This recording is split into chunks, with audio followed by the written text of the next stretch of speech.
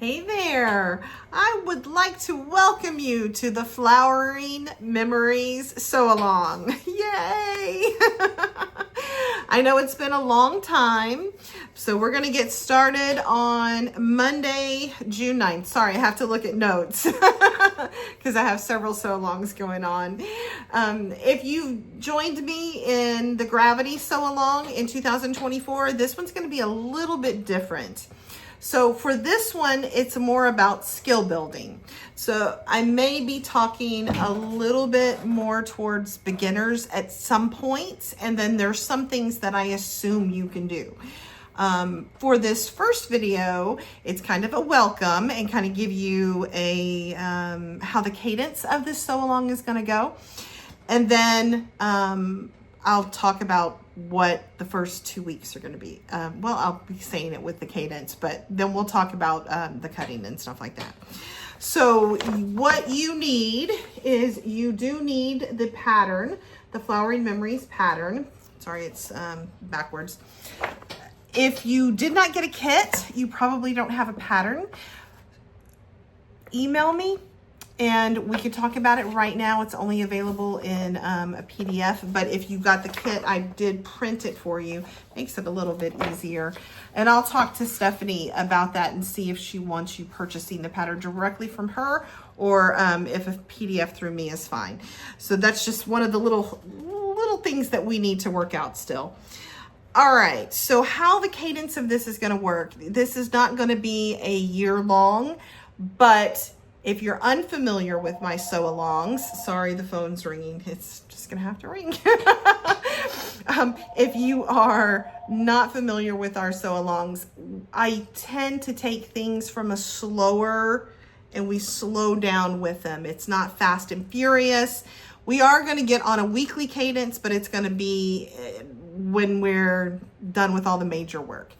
So don't think that we're going to be doing this. Can you make this in less than a month? Yes, you can. You could, if you know how to do all these things, you could probably make it in a weekend. But we're gonna slow down. We're gonna slow way down, and we're just gonna do one step at a time. Sorry, they're gonna keep calling. Okay, so how we're gonna do it. The first, we're starting with cutting, and that is this very, very first video. We're going to start with cutting, but I am not going to cut for you. This is something that I assume you know how to cut rectangles and squares. So, and that's pretty much all this is. So yeah, I assume you know how to cut that and use basic rulers. I highly, highly recommend a stripology ruler. In fact, I cut this entire quilt with a stripology ruler, and I didn't use a regular ruler at all. But if you don't know how to use one, that may not be the best thing to start with for this one. Use with what you're most comfortable with. So we're gonna spend 2 weeks in cutting. There's a lot of cutting. There's a whole lot. And I would like for you to cut all of it at one time. That way, when we start piecing this together, you have all the pieces that you need that are labeled and ready to go. And we'll go over that a little more in detail. So then after that 2 weeks, we are going to start working on the half square triangles. And I'm gonna give you 2 weeks for that. Yes, they're gonna be easy to sew, but you have to trim all of them, and that takes a while. So and again, I go slow. So we're gonna do 2 weeks on the half square triangles.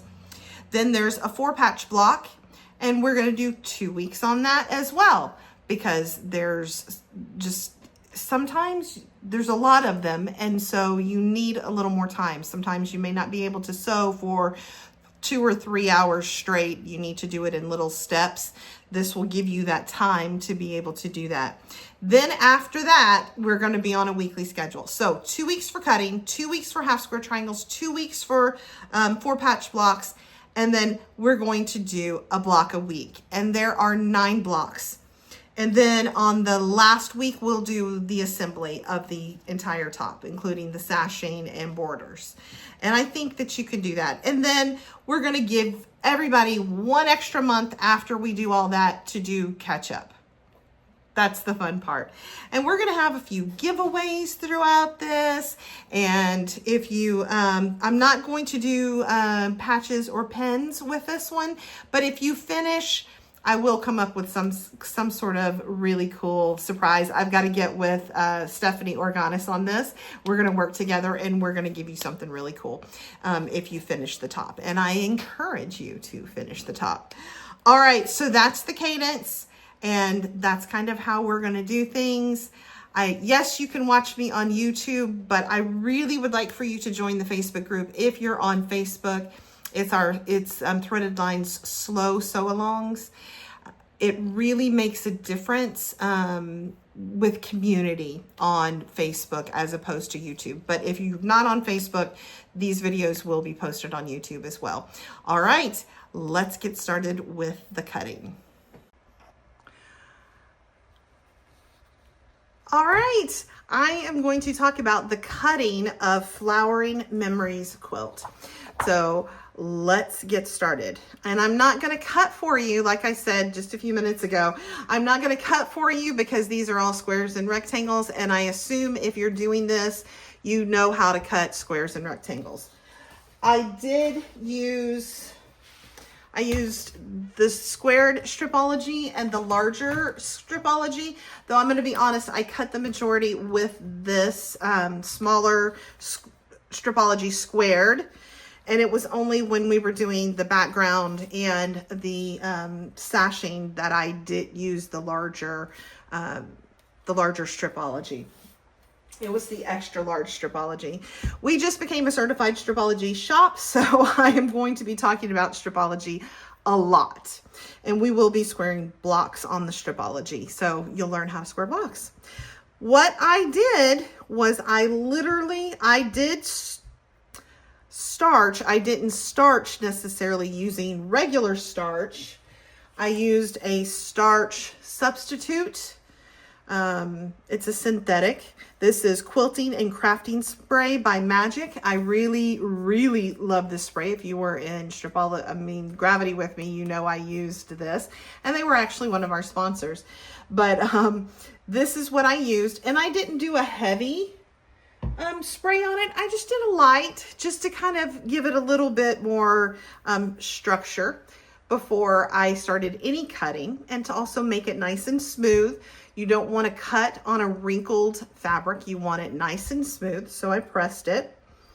Then I literally just went, I'm not going to show too much of it, but I went, you can see here, I went by the fabric here and labeled it according to this chart, and I just picked up a piece of fabric and just found it and started cutting. I didn't go in any particular order. And I think I started with fabric L is what I started with. And then I just used these clips. These are actually GE design clips and Riley Blake clips. I am using some of their clips too. And use just little stick-on labels. You can also just use strips of paper, but I would like for you to label your fabrics. It goes, I think, A through P. Yes, A through P, and then it has background and sashing and binding, but I didn't feel like I needed to. Let's see, yeah, this is the sashing. This is the background up here, and this is the binding. And I didn't feel like I needed to label those. I kind of can tell what those are. But all the rest of them I do have labeled. Here's A. I know B is up here. I didn't have a B, so I used an 8. C, D, E, so they're all labeled and ready for me to sew. Please, I highly, highly encourage you to label these fabrics in some way, shape, or form. Now, I did not take the time to label each individual size. We have pretty standard sizes here, and it's kind of easy to tell which ones are which.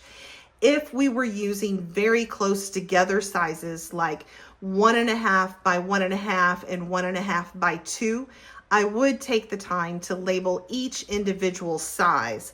But for this, we're using 3 or 4 sizes, and they're very easy to tell. So I only labeled for color for this. So spend the next couple of weeks cutting your fabrics and getting all prepped and ready. We will start next with the half square triangles. I'm getting really excited about this sew along, and I hope you are too. All right, see you in a couple weeks.